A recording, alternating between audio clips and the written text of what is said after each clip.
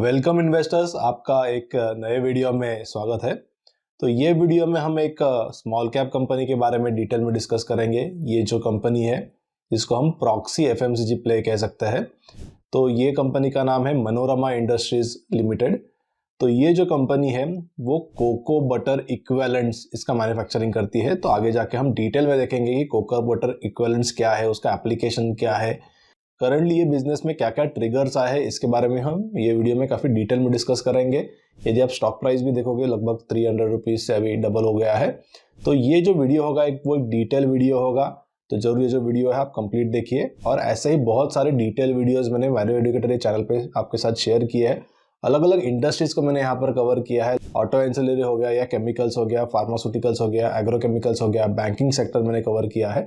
तो ये जो वीडियोज है वो जरूर आप कंप्लीट देखिए, आपको डेफिनेटली एक अच्छा अंडरस्टैंडिंग मिल जाएगा। तो coming back to Manorama industries का बिजनेस मॉडल, वो CBE यानी कोको बटर इक्विवेलेंट मैन्युफैक्चर करते हैं। तो cocoa butter equivalent in very simple terms basically cocoa butter का एक चीप अल्टरनेटिव है। तो इसका जो कॉस्ट है कोको बटर इक्विवेलेंट का कंपेयर टू कोको बटर यानी CB, वो लगभग 30 to 40% यहाँ पर कम होता है।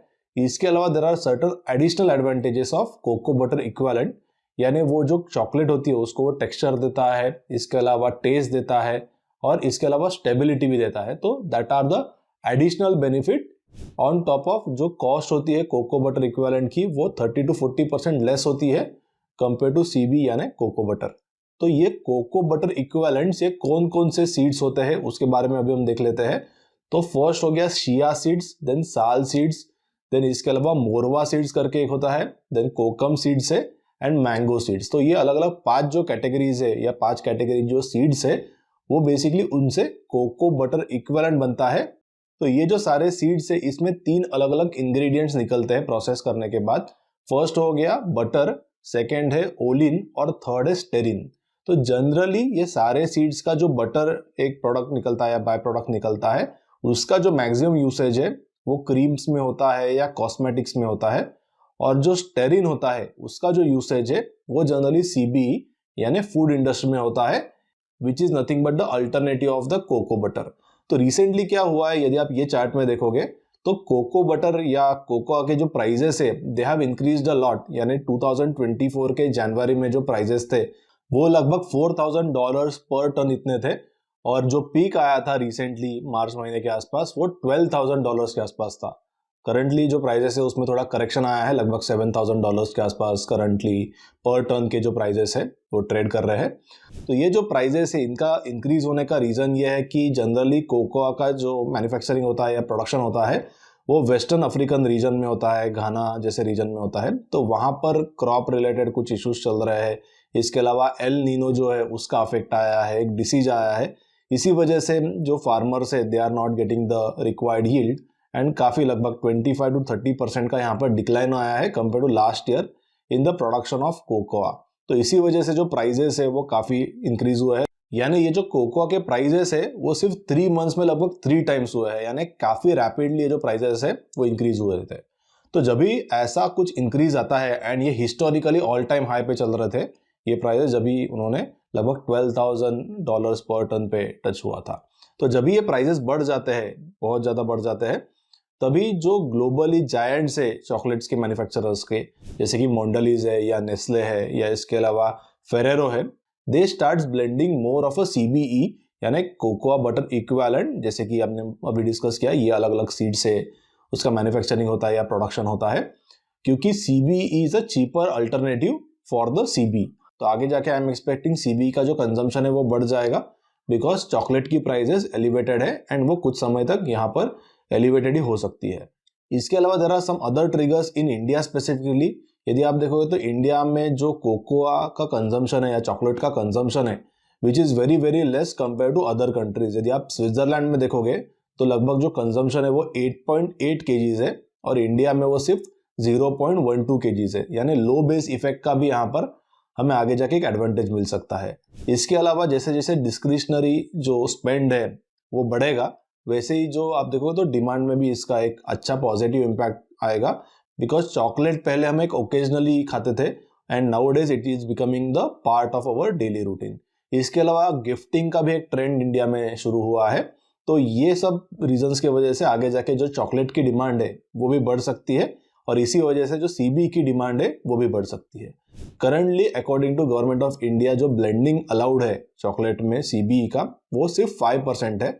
बट यहाँ पर जो बाकी कंट्रीज है जैसे कि रशिया हो गया या जापान हो गया, तो यहाँ पर मोर देन 10% का ब्लेंडिंग वो करते हैं।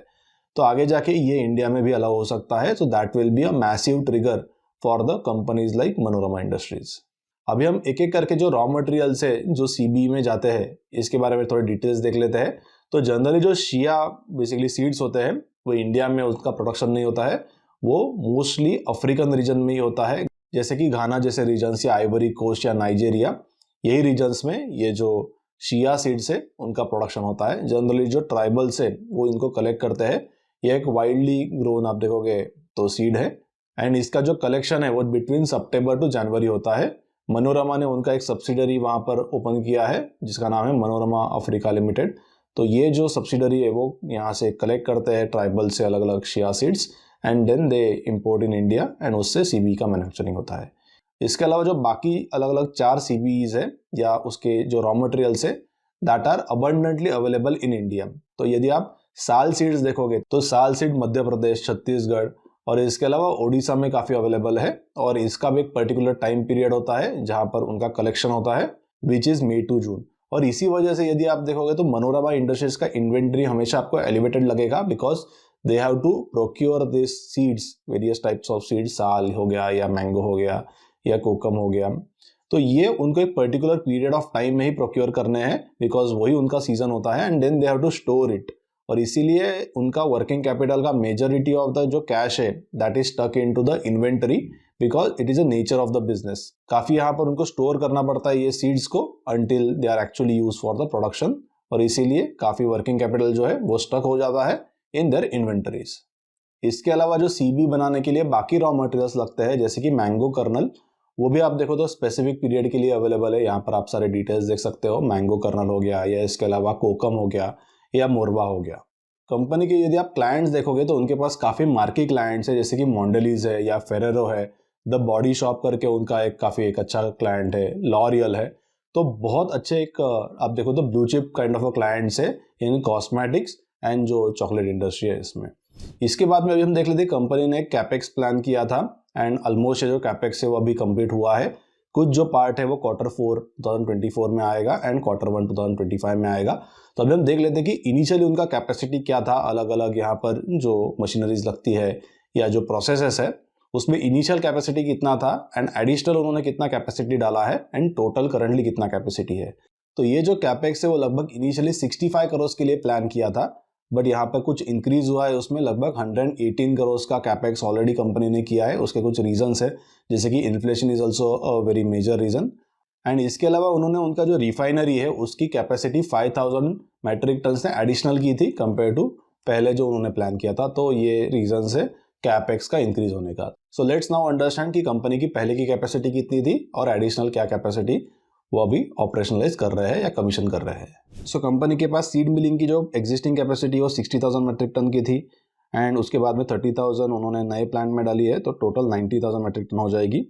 उसके बाद में सॉल्वेंट एक्सट्रैक्शन के लिए कंपनी के पास कोई कैपेसिटी नहीं थी, वो थर्ड पार्टीज का यहाँ पर उनसे कॉन्ट्रैक्ट मैन्युफैक्चरिंग कर लेते थे, एंड करंटली एडिशनल जो नया प्लांट है उसमें 90,000 की जो कैपेसिटी है वो लेके आ रहे हैं।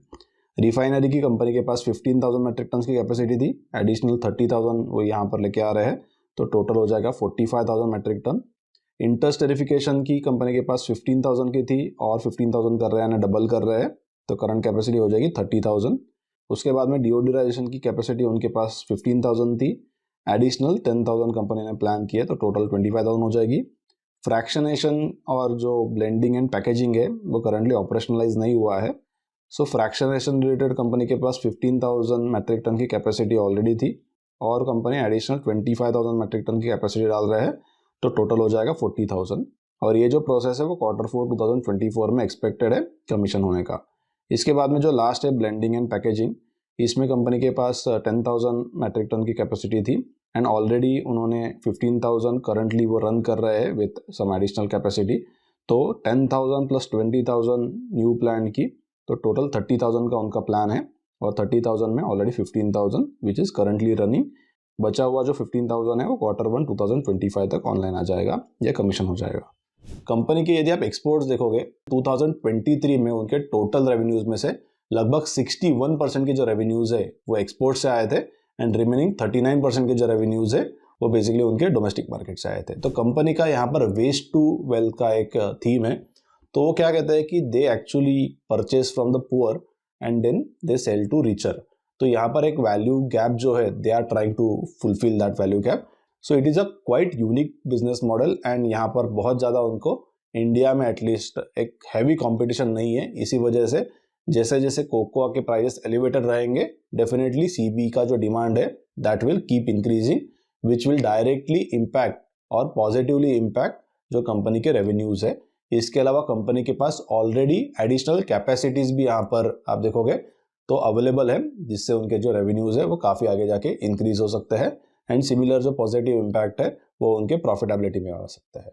इसके अलावा कंपनी उनके R&D में भी काफ़ी फोकस करती है। यदि आप देखोगे तो डॉक्टर भगन करके उन्होंने एक जो सीनियर R&D स्पेशलिस्ट है जो पहले लॉर्डस क्रोकलान करके एक ग्लोबल MNC है यही सेगमेंट के, उसमें से उन्होंने यहाँ पर ऑनबोर्ड किया था। आई थिंक 1 जनवरी 2019 में उन्होंने मनोरमा को ज्वाइन किया था। तो यहाँ पर कंपनी का एक R&D का भी फोकस दिख रहा है, एडिशनल कैपेसिटी है, कोकोआ के प्राइजेस आर बेटर। तो काफ़ी आप देखो तो ट्रिगर्स कंपनी को आए हैं। सो मैंने मनोरमा इंडस्ट्रीज रिलेटेड एक डिटेल वीडियो पहले क्रिएट किया था 2022 में जब स्टॉक प्राइस काफ़ी नीचे था और उसके बाद में स्टॉक है उसने काफ़ी अच्छे रिटर्न दिए। तो ऐसे ही अलग अलग जो इंडस्ट्रीज़ है या micro and small cap companies है उनको हम अर्ली आइडेंटिफाई करते हैं एंड देन काफ़ी जो स्टॉक्स है उन्होंने काफ़ी अच्छे रिटर्न दिए हैं। तो ये जो सारे रिपोर्ट्स है या इसके लिए जो डिस्कशन हम करते हैं that is available in micro cap club, इसकी जो लिंक है आपको नीचे डिस्क्रिप्शन में मिल जाएगी या कमेंट सेक्शन में मिल जाएगी। जरूर यदि आपने माइक्रो कैप क्लब को ज्वाइन नहीं किया होगा तो डेफिनेटली आप इसको ज्वाइन कर सकते हो। It's a very high quality research platform.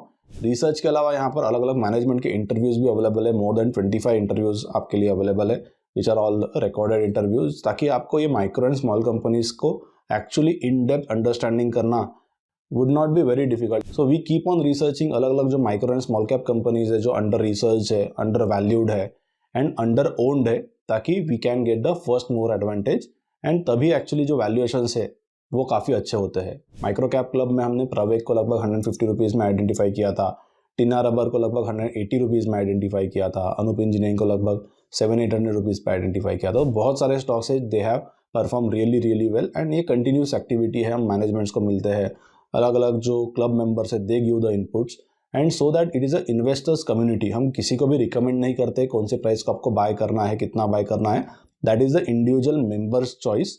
ये आप आपके फाइनेंशियल एडवाइजर को यहाँ पर कंसल्ट कर सकते हो। इसके अलावा माइक्रो कैप क्लब में मैंने फंडामेंटल एनालिसिस का एक मॉड्यूल भी क्रिएट किया है जिसमें अलग अलग मेंटल मॉडल्स है या फाइनेंशियल स्टेटमेंट्स को कैसे अंडरस्टैंड करना है, बहुत सारे केस स्टडीज़ है उसमें। सो बहुत सारा कंटेंट आपको मिल जाएगा, काफ़ी इन डेप्थ रिसर्च मिल जाएगा।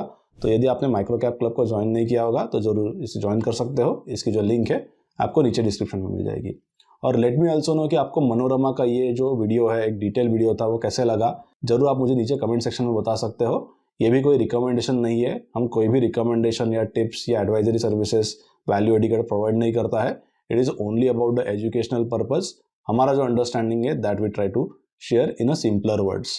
तो आप आपके फाइनेंशियल एडवाइजर को कंसल्ट कर सकते हो फॉर एक्चुअल इन्वेस्टिंग। तो यदि आपने ये वीडियो कंप्लीट देखा होगा यहाँ तक तो I have a question for you. जो शिया सीड्स है, जैसे कि मैंने आपको बताया कि वो अफ्रीका से इंडिया में इंपोर्ट होते हैं, तो यहाँ पर कुछ anti dumping duty government of India ने लगाई है। तो आप ट्राई करो फाइंड आउट करने का कि कितनी एंटी डंपिंग ड्यूटी इंडिया में लगाई है, so that it will actually help you to understand the company much better. So I will be waiting for your reply in the comment section. तो जरूर आप मुझे नीचे कमेंट सेक्शन में बताइए कि शिया सीड्स में इंडिया में कितना इंपोर्ट ड्यूटी है। तो ऐसे ही अलग अलग वीडियोस लेके मैं हर सैटरडे को 11 o'clock को आता हूँ and it is very detail video. तो जरूर ये जो वीडियोस है उनको देखना मत भूलिए। यदि आपने अब तक वीडियो को लाइक नहीं किया होगा तो जरूर इसे लाइक कर दीजिए, मेरे चैनल को सब्सक्राइब कीजिए और बेल आइकन पे क्लिक कीजिए ताकि ऐसे जो वीडियोस है वो आपको आगे जाके भी मिलते रहे। तो let's meet at 11 o'clock on next Saturday.